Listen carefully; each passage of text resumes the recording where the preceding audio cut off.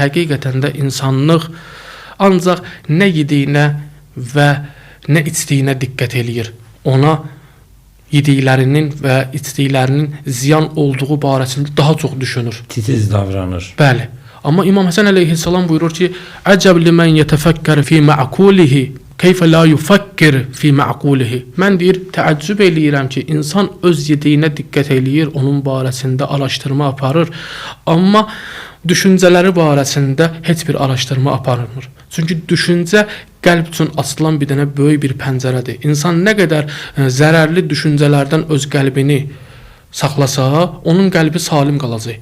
Allaha tərəf meyl eləyəcək. İnsan bu cəhətdən diqqət eləməlidir ki, hər bir məlumatı özü üçün din, özü üçün əqidə qərar verməsin. Araşdırma aparsın. Və İmam Həsən əleyhissalam bizə onu öyrədir ki, əxlaqın ən gözəl, üstün məqamı odur ki, insan şirindil olmalıdır. Acı insanlarla rəftar eləməməlidir.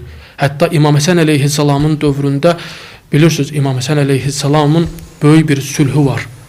Və o sülh böyük həqiqətlərin üstünü açdı. Elə həqiqətlərin üstünü açdı ki, Bəni Üməyyəni xar elədi. Xüsusilə Muaviyyənin hakimiyyətinin həqiqətlərini üzə çıxartdı ki, onların dərdi din deyil. Onların dərdi öz nəfsləridir, öz hakimiyyətlərini qurmaqdır.